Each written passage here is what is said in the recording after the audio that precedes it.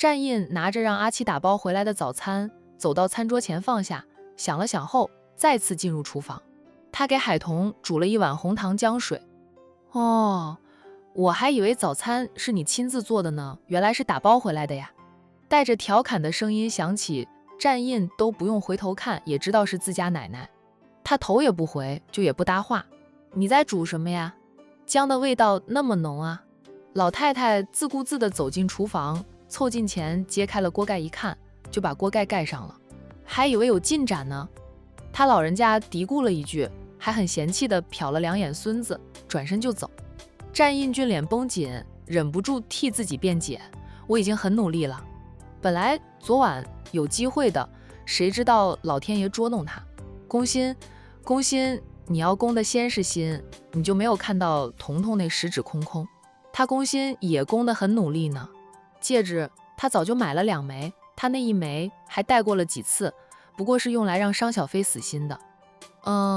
海童那1枚也还在他这里保管着，并没有送出去。我那里有一对永恒钻戒，是你爷爷生前买下来的，本是我们夫妻2戴。不过你爷爷买的钻戒太多了，奶奶戴都戴不过来，有些钻戒就搁在珠宝库里没动。搁在那里也是占地方，给你吧，你看着办。老太太的珠宝库里多的是珍品，她老人家长期戴着的那枚钻戒是她的结婚钻戒。哪怕丈夫后来送了她更多钻戒，她还是喜欢戴着结婚时的那1枚。谢谢奶奶啊。战印知道自家奶奶珠宝库里的东西比珠宝店里的更好，很多是古董珍品呢。他父母辈每对夫妻都能收到奶奶赠送的1对钻戒，现在轮到了孙子辈，他是第一个收到奶奶赠送的永恒钻戒。希望呢，他能用奶奶赠送给他夫妻俩的永恒钻戒套住海童的一生。嘴巴要放甜点，是人都喜欢听好听的话，别老是绷着一张脸，让海童见着了，总以为他欠你几百亿未还似的。奶奶一把年纪了，还得为你的婚事操碎了心。我明年不能升级当太奶奶啊，你都对不起我呀。你爷爷临终前都为你的婚事头痛呢。战印一脸黑线，他就那么不堪？今天挺冷的哈。老太太走到阳台上，被冷风一吹，缩了缩，赶紧退回屋里，管成总算有了点冬天的样子。战印不接话。等他给海童煮好了红糖姜水，他从厨房里出来，先回房里去。海童刚醒来，但人还躺在床上发呆呢。一只大手带着点凉意落在他的脸上，轻捏了捏，战印低沉的嗓音响起：发什么呆啊？海童抓住了他的手，狠狠地拧了一下他的手背。海童啊。战印低叫。拧他拧得那么大力，会痛。你以为我有着铜墙铁壁，不知道痛？不，我以为我在做梦，拧了你一把，听到你的痛呼声，我相信这是事实。我昨晚又睡了你的床。他怀疑自己在做梦，怎么不拧他自己啊？他吃痛才能确定自己不是在做梦啊，干嘛拧他一把，还拧得那么狠？战大少爷长这么大，还没有被人这样拧过呢。哇，痛呀！奶奶起来了吗？海童一边翻身下床，一边问着他。他想在奶奶还没有醒来之前，先溜回房里。起来了？这么早？准备跑的海童顿住了脚步。那我这样出去，奶奶看到了。我们呢是夫妻。战印不喜欢他偷偷摸摸的。哎，海童笑，也是啊，咱们是夫妻啊，光明正大的，奶奶看到了只会高兴。他老人家知道咱们婚后一直分房睡，没少在我面前教唆我对你那啥那啥的。战印无语地看着他，对于自家奶奶，他也是很无语。当然，现在也多是感激，不是奶奶的唠叨，他也不会娶了海童。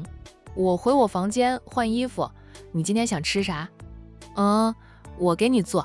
我去打包了早餐回来，不用做了。海童多看他2眼就走了。战印脸黑，他出去之前多看他2眼是什么意思呀？他给他打包早餐这个行径很突兀啊，能让太阳从西边升起来。奶奶早啊。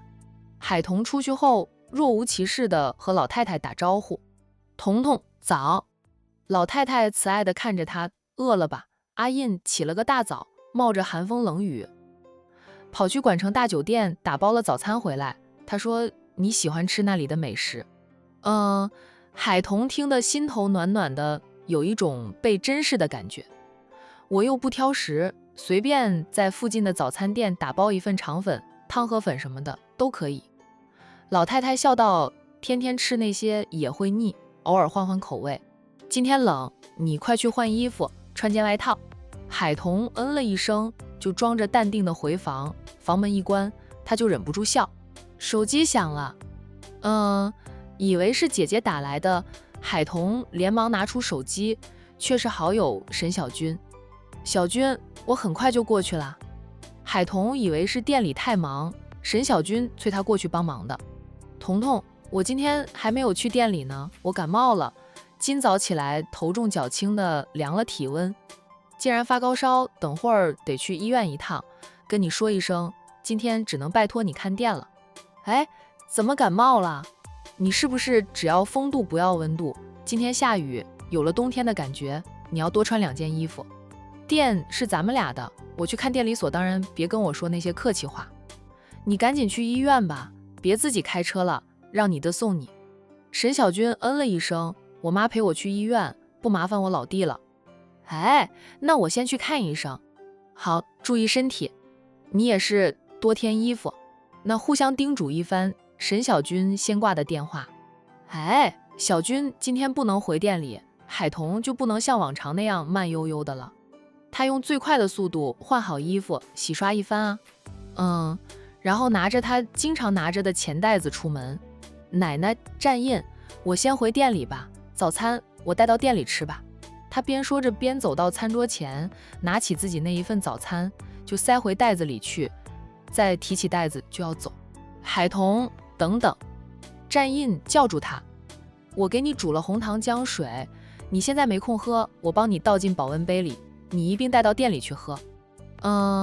海童颇有点意外地看着他，他居然还会给他煮红糖姜水。站印洗干净了保温杯，把煮好的红糖姜水倒进了保温杯里，再用袋子装好了保温杯，把袋子递给他。记得喝啊。海童接过了装着保温杯的袋子，深深地看了他一眼，说了声再见了，就走了。站印站在原地目送着他出门。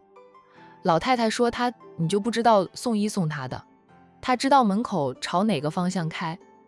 刚还想表扬他有进步，结果又给他一巴掌，这小子真是让他无话可说。奶奶，海童刚刚看我的眼神，我想你要是不在场，他肯定会亲我的。站印就很遗憾地回到奶奶的身边坐下，婆孙俩默默地吃着早餐。彤彤好像没有穿着厚外套呀，老太太忽然说道。站印淡淡的道，我会给他送过去。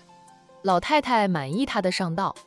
海童匆匆地出门，也不忘打电话给姐姐，问了洋洋的情况，知道姐姐请到了假。他呢便没有再去姐姐家里，直接回了店里。已经错过了学生上学的时间。他开了店门后就是打扫卫生，外面下雨，店门口就没有在摆货架，店里就显得窄了点儿。他拿着鸡毛扫，打扫着书架上的灰尘。过几天学生们开始放寒假，他的书店基本上就可以关门等过年了。海童姐，熟悉的声音在他身后响起。海童扭头，先看到的是一大束鲜艳的玫瑰花，抱着玫瑰花束的人是张念生。一段时间不见，张念生在海童的眼里显得憔悴了点，胡渣也没有刮干净，不复以往那个阳光男孩。海童脸色淡淡的扭过头去，继续打扫着书架。你君姐生病了，去了医院，你要探望她，该去医院啊。他这是给张念生找台阶下。海童姐，我是来找你的。张念生把那束玫瑰花往海童面前一递，海童立即用鸡毛扫开了他递来的花束。张念生错愕地看着他，眼底有着伤痛。海童姐，张念生，你这是什么意思啊？海童微晕，瞪着他，我跟你说的还不够明白？我是有夫之妇。张念生痛苦地道，海童姐，我知道你结婚了，可你和你先生是协议结婚，你们俩是会离婚的。我喜欢你海彤姐，我很早很早就喜欢你了。我知道你现在还不能接受我，我也想控制自己不要来找你，可我忍不住。我只要一闲下来就会想你，满脑子都是你的音容笑貌。海彤姐，我只想让你知道我是爱你的人。他再次把花束递给海彤，深深地看着海彤。海彤姐，能给我一个排队等候的机会吗？君姐跟他谈过，也警告过他。张念生却做不到就此放弃。他是真的很喜欢海彤姐。他也后悔自己在爱上海彤时没有第一时间向她表白，要是表白了，说不定海彤姐会等着他长大的，就不会和陌生男人闪婚。海彤伸手夺过那束花，越过张念生就走了出去，把那束花直接扔进了店门口的垃圾桶里。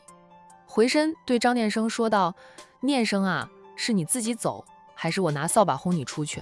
海彤姐啊，张念生痛苦地低叫，你不要对我这么冷漠好吗？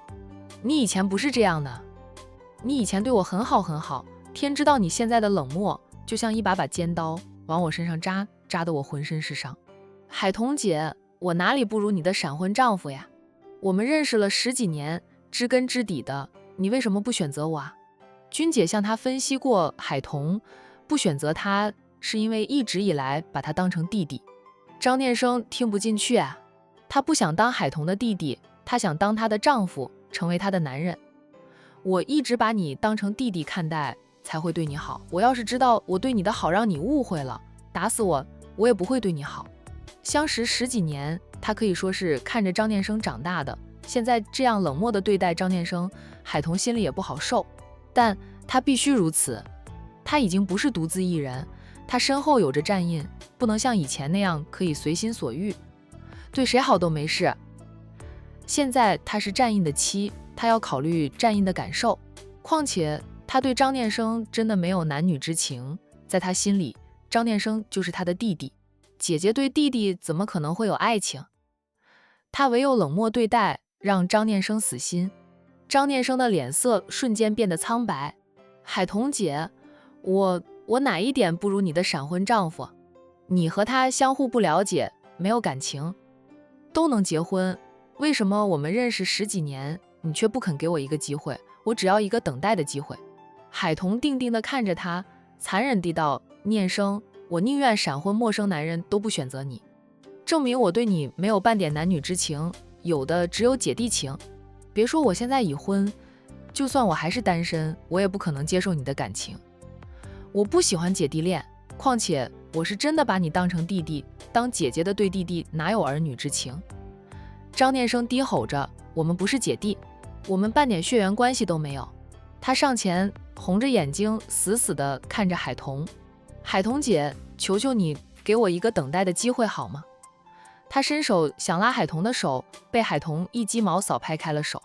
张念生，你别动手动脚，否则我对你不客气了，你知道的呀，我练过多年散打啊。海彤并不想和张念生短兵相见，不过他要是执迷不悟，敢对他动手动脚的话，他绝不手软。你没有机会啦，这辈子都不会有机会了。念生，你要是不想和我成为仇人一样，你马上离开啦，以后都别来这里。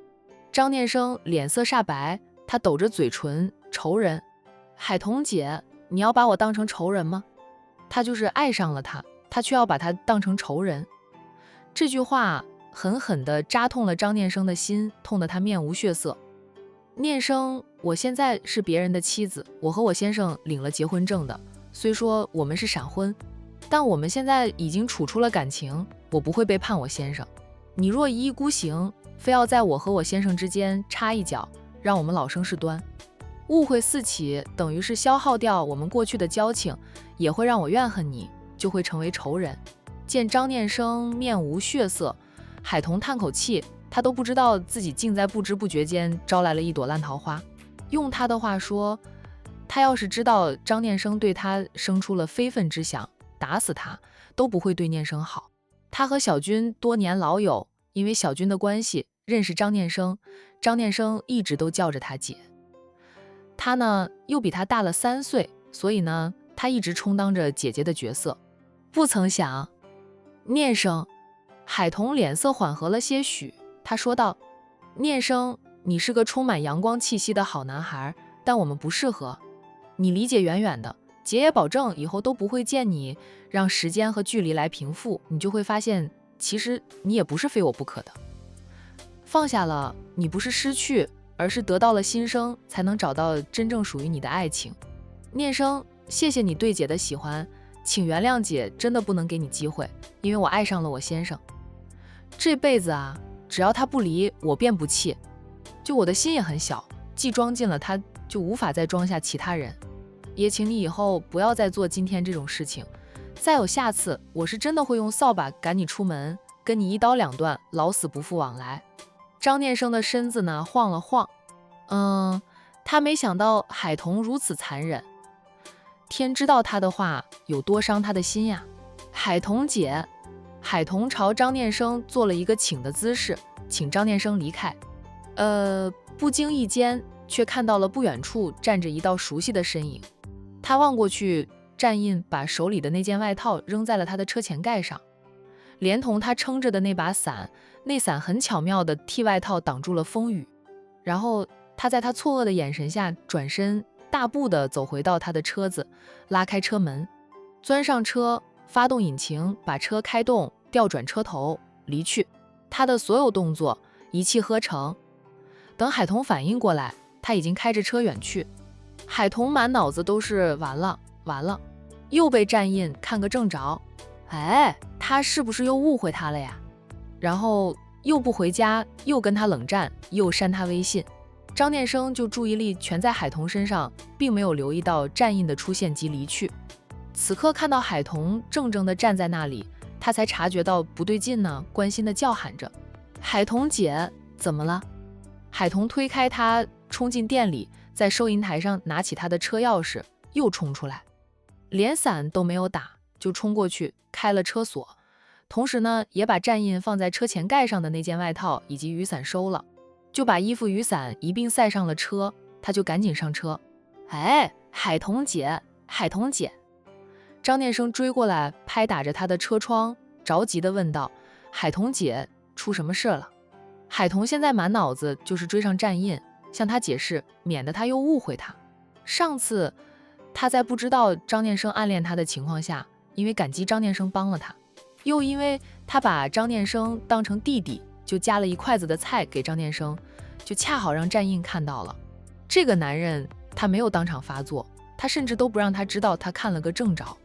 他就是喝了酒后跟他吵架，然后第二天开始就夜不归宿，几天不搭理他，也把他的微信删了。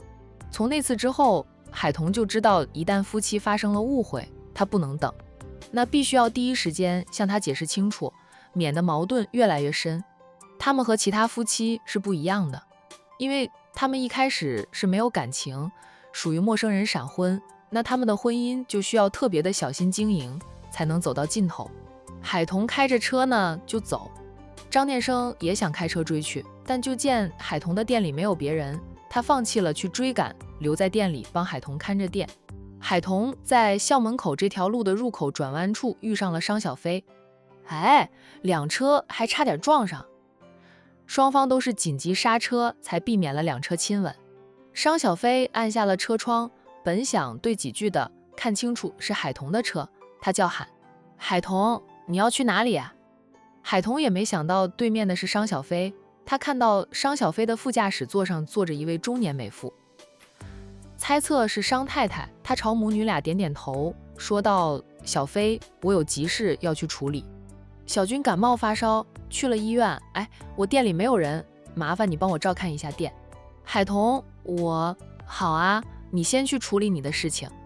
商小飞想说他带着母亲过来找海童，是想接上海童和母亲一起去做 DNA 鉴定的，但见海童满脸焦急，知道海童真有急事要处理，那便把想说的话咽了回去，答应帮海童看店啊。海童再次把车开动，很快就融入了车流之中。现在是上班时间，车流量特别大，不少路段都会堵车。海童那个着急啊，恨自己不是孙悟空啊，无法一个跟斗云翻到战士集团去。早知道就骑电瓶车上班了。4个轮的车子雨淋不着，可遇上堵车，真不如2个轮的。被堵在路上时，海童不停地给战印打电话，但他不接听，给他发信息，他也不回。熟悉的味道呀。他一生气，误会他就是这样子，不接电话，不回信息。战印是吃醋，他到的时候还没有下车，就看到海童拿着花束出来，扔在了垃圾桶里。他又和张念生说着什么，张念生伸手想拉他的手，他是用鸡毛扫拍开了张念生的手。明明啊，他并没有做出对不起他的事，可他就是忍不住生气。就在他看到他的时候，他才会转身就走，那都是他当时的本能反应。此刻他还在回公司的路上，海童打电话过来，他在开车哈，不想接听。发的信息他也还没有看，他就不停地开着车，竟然从公司门口开过都不知道停车。车子开出了老远，他才反应过来，只得在前方路口拐弯往回走。数分钟后，战印阴沉着一张脸，如同一阵飓风似的刮进了公司里。苏南可能是找他有事吧，就习惯性的在赵秘书的办公桌前和赵秘书唠叨着。看到战印来了，苏南就撇下赵秘书迎向战印。谁知道战印黑着脸，对他视若无睹，像阵风似的从他面前刮过。他只听到战印冷冷的声音吩咐着赵秘书通知所有高层开会了。苏南，这是要地震了啊。好吧。赵秘书反应比苏南快，苏南主要是被好友那张黑脸惊到了。战印径直进了总裁办公室，不过没2分钟又从里面刮了出来，率先去了会议室。那苏南呢，这一次跟着他走。会议室还空无一人呢。今天本来没有会议，但战印却让赵秘书通知所有高层前来开会。这是开炮的节奏。战印进了会议室，就在他的位置上坐下来，神情冰冷地等着高层们到来。苏南顿了顿，才走到他的身边，拉开一张椅子坐下来。战印，怎么回事？大清早的，谁又惹你了？他凑近一点，试探地问。跟嫂夫人吵架了。上次战印和海童闹矛盾的时候，战印就是这样的表情，把公司上下折腾了几天，最后还是老太太出手，缓和了小夫妻俩的关系，公司上空那片黑沉沉的天才能重见天明。战印不说话，拿出手机点开了微信，看着海童发来的信息。他向他解释，他和张念生之间是清清白白的，却也告诉他是张念生向他表白，他拒绝张念生，想让张念生死心，所以和张念生多说了些话。他真的没有做对不起他的事，他也不是在找下家，他不会有下家，他独他一家。张念生向他表白嘞。那个臭乳未干的小子，在明知道他已婚的情况下，还要向他表白啊，这是公开向他战印挑衅。苏南，我们与张氏可有业务往来？总部与他们没有业务往来，底下的分公司倒是有的。哪一家分公司和张氏有生意往来的，断了。战印偏头瞪着苏南，有问题吗？苏南忙道，没问题，没问题，断了，都断了，不与张氏集团合作。原来是张念生惹怒了这头老虎。哇，那张念生也真是初生之犊不怕虎呀，连战印的老虎须也敢撸，简直是找死。张氏集团目前有项目适合我们的，结了。苏南点头如小鸡啄米，好，结了，都结了。末了，苏南提醒他一句，这样的话，我们就是公开与张氏集团作对了。截胡别人的项目，不就是与张氏作对？我就是和他们作对了。谁叫张念生笑想他的老婆？抢女人抢到他战印这里来，他不做点什么，张念生还以为他是纸糊的老虎。没事，咱们战士没有怕过谁，你想和谁作对就和谁作对，我全力支持你。不过战印，你能不能告诉我，到底发生了什么事，让你对张氏集团下手？战印沉默，趁他们还没有来，你跟我说说，别憋在心里，你这一憋，既伤你的身，也伤了全公司的人呀。战印一怒，那是尸横遍野呀。苏南很努力地挽救全公司上下的好日子。我给海童送外套的时候，看到他和张念生一起。苏南张嘴结舌，半天才找回了舌头，说道：误会，肯定是误会。战印，有时候你眼睛看到的都不一定是真相，你可别像上次那样自己生闷气，总要给嫂夫人解释的机会啊。张念生向他表白了。苏南，张念生真是我的偶像，胆大包天，勇气可嘉，不愧是张总培养出来的接班人。战印瞪着他。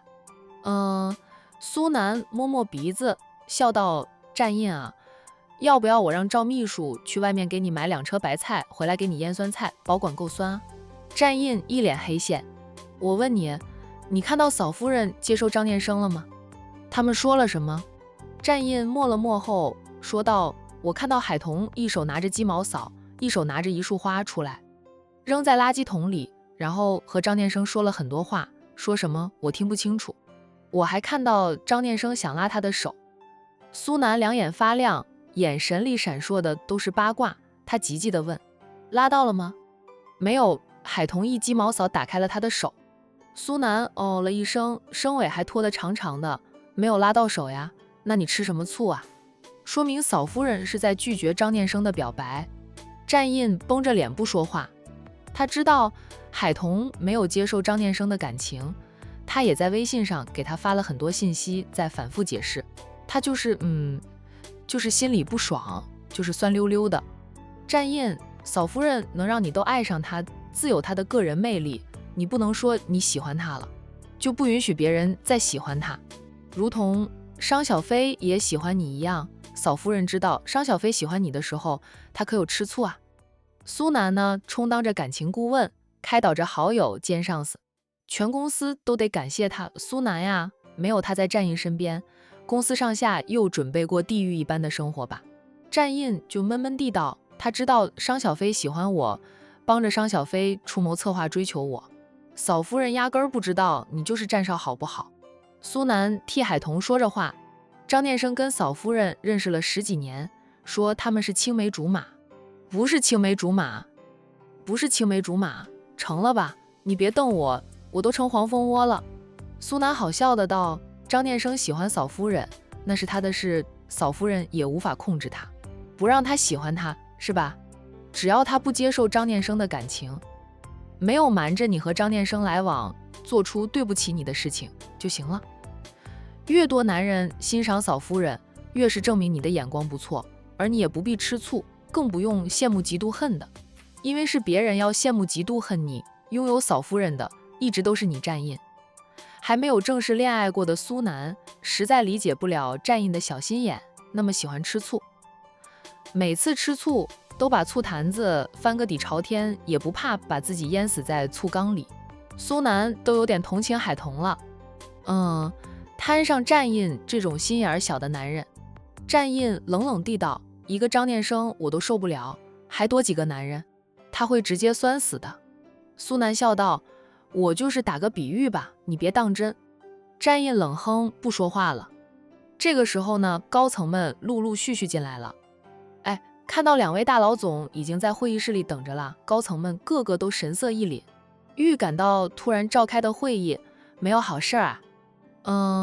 战印还是那副冷冰冰的表情，有些人都看战一晨，想从他这里找安全感，好歹让他们知道临时召开的会议是要讨论什么吧。战一晨虽然淡定得很，其实他在看苏南，他和大哥是一个家门出来的没错，但跟大哥关系最好的还是苏南呀。苏南起身，我去洗手间。他说，却朝战一晨使了使眼色。战一晨心领神会，趁人还没有来齐，他起身跟上苏南的脚步。战印心知肚明，但没有阻止，他就是看着已经进来的高层们。苏南说他一发疯，就把这些人折腾得够呛的，他想看看他们怎么呛法。总裁，你这样看着我们做甚呀？我们做错了什么？求你个痛快的死法吧，就好歹让他们死得明明白白的。战一晨跟着苏南出去后，忙追上苏南的脚步，问道：苏总，我大哥又怎么了？苏南就停下来，转身小声问他：你知道你大嫂的手机号码吧？知道啊。你赶紧给你大嫂打电话，叫她无论如何都要过来一趟。你大哥这是打翻了醋坛子。告诉你，这临时的会议没有提前安排好的。你哥肯定是带着还没有完成的项目一顿批的，就是他心情不好，拿咱们出气。能救咱们的就是你大嫂了。我想你也不想再过上次那种地狱一般的日子吧？你是战总的弟弟，被他批了，你连反驳都不敢，回家都还得看他脸色。战一晨，周末的时候，我大哥和大嫂还好得很，就昨晚，他们夫妻俩都还甜甜蜜蜜的呢。这一夜天亮，怎么就闹翻了？还不是你哥的情敌向你大嫂表白，好死不死的又被你哥看个正着。这不醋坛子翻了，拉2车白菜回来，让你哥腌酸菜都可以了。战一晨忙掏出手机，我现在就给我大嫂打电话。于公于私啊，战一晨都不希望兄嫂闹矛盾。哇，我大哥竟然会因为我大嫂而打乱他的行程。战一晨找到海彤的联系电话了，就打过去，却听到了对不起，你所拨打的电话正在通话中。他无奈地挂断，对苏南说道，我大嫂的号码正在通话中。苏南黑眸闪了闪，说道，那算了，先回会议室吧，估计不用5分钟就能散会了。总裁夫人肯定是给总裁打电话，只要把战印的这老虎须抚顺了，这个临时召开的会议就可以结束了。哪怕不结束，也会交给他或者战一晨主持，不至于大家被战印一通批。我对咱们的总裁夫人真是佩服得五体投地。战印是个很自律的人，因为海彤他都乱来一回了，还好高层们不知道真相，否则能无语死。战一晨深有同感，我以后要学我家小九，坚定不移地抱住我大嫂的粗大腿。我也要抱嫂夫人的粗大腿。海彤不知道有人要抱她的粗大腿，她被堵了好一会儿，才通过拥堵路段，又花了10几分钟时间才赶到战氏集团。雨更大了点，气温也更低了点。他把车停在战氏集团的门口，再次打电话给战印。这一路上他打了不下20次电话给战印，那个醋坛子就是不接他的电话，真是急死他了。好在这一次战印总算接了他的电话。战印，我在你公司门口了，你能跟你上司请半个小时的假吗？出来一下，我有话和你说。战印猛地起身，走到会议室的窗口，拉开窗帘往下看。楼层太高，距离地面太远了，他是现在好也看不清楚公司门口的那辆车是不是海彤的。战印，你在听吗？你说话呀。海彤着急的道，你出来一下，你不出来，我就在你公司门口等到你下班。战印低沉的道，你等一下，我现在就出去。拉上了窗帘，他回身就朝会议室外面走去，在挂断电话后，沉声吩咐着，苏南，你主持一下会议。苏南都想爆笑了。他算得真准啊，面上却不显硬着。好。战印撇下一众高层，旋风一般刮出了会议室。他坐着电梯下到1楼，走出到办公大厦的门口，能看到海彤了。他已经下车，撑着他扔在他车前盖的那把伞。他没伞了。战印正想冒雨出去，一名前台非常有眼力，赶紧拿了一把雨伞出来，递给他。总裁，雨下的大，你拿把伞。谢谢。战印接过了前台递来的雨伞，撑着伞，迈着沉稳的步伐走出去。所有的酸意在看到海彤站在公司门口的那一刻荡然无存。战印是没想到海彤会追过来，这让他心情从大雪天转为晴天。他呢，是在乎他的。张念生哪怕与他相识10几年，也只能靠边站。战印，海彤看到这个冤家出来了，都想哭了，就不能给他解释解释的机会啊？每次都是这样，一看到他和其他男人在一起，总是不声不响就走。他又没有做对不起他的事，不过是拒绝张念生，说了些能让张念生死心的话。你怎么不穿外套？外套不是给你留下了吗？战印出来看到海彤竟然没有穿上他送过去的外套，顿时心疼至极。那当即就脱下西装外套，要披到他的肩上。外套在车上，你别脱哈，你里面就只有一件衬衫，这雨下的时间越长，气温越低。海童就又把外套还给他。战印先回他的车上拿下了外套，有点湿了，因为雨一直下着。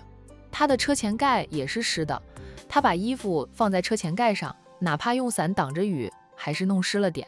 他用脖子与肩膀夹着雨伞，腾出手来摸着外套的里面没有湿，他才把外套披到海童的肩上。